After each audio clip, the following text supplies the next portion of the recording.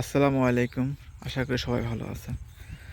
আজ একটা বিষয় নিয়ে কথা বলবো, সেটা হচ্ছে যে সময়ের কাজ যদি সময় না করা হয়, সেটা যে কোনো কাজ হতে পারে আপনার।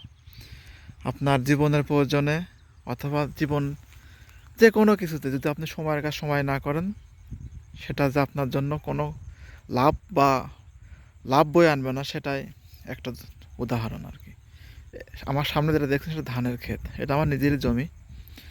আশেপাশে দেখেন কোনো পরবর্তী ফসল করার জন্য জমি চাষ করা হয়ে গেছে। তার মানে এখান অনেক আগে ধান কাটা হয়ে গেছে। পরবর্তী ফসল করার জন্য এখানে হয়তোবা চাষ করা হয়েছে। কিন্তু এই ধানটা দেখেন এখনও কিছু ধান ফলছে কাঁচা। এর কারণ হচ্ছে এই জমিতে যখন ধান লাগানোর দরকার ছিল বা সময় ছিল, তখন এখানে ধান লাগানো হয়নি। যার কারণে নাবি করে ধান লাগানো হয়েছে। নাবি থাকার কারণে এখানে পানি, ধান যে ফোলার সময় পানি প্রয়োজন ছিল, সে পানি পায়নি এই জমিটা। যার কারণে ধান আপনার ফুলে বেরোতে পারেনি ভালোভাবে, ফলন ভালো হয়নি। কিন্তু খরচ কিন্তু আপনি ঠিকই করেছেন।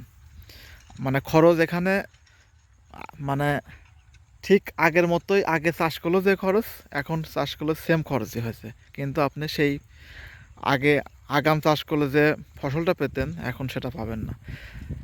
মানে আমাদের সমস্ত ক্ষেত্রে যদি আমরা সময়ের কাজ সময় না করে পরবর্তীতে আমাদের সেই কাজটা কোনো সময় আমাদের জন্য কল্যাণ বয়ে আনবে না। এটা আমাদের জন্য নেগেটিভই আসবে।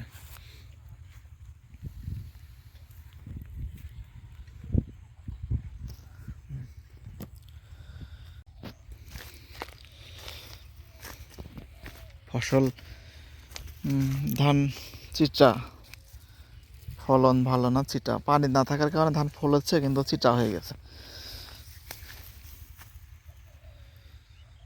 পাশের বই ধান কাটাচ্ছে।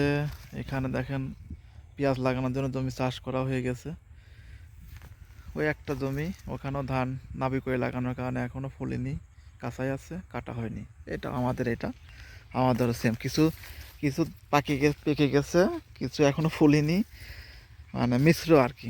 ফলন এখানে 27 কাঠা জমি ছিল। 27 কাঠা জমিতে যদি আমরা সময় সময় মতো লাগাতে পারতাম ধানটা, তাহলে হয়তো মিনিমাম 20 মণ ধান হতো, 20 থেকে 22 মণ ধান অনায়াসে হতো। কিন্তু এখন 10 মণ ধানও হবে না। কিন্তু খরচটা কিন্তু ঠিকই আমাদের করা লাগেছে ওই সেই, কিন্তু খরচের তুলনায় আমাদের সেই প্রফিট আসবে না।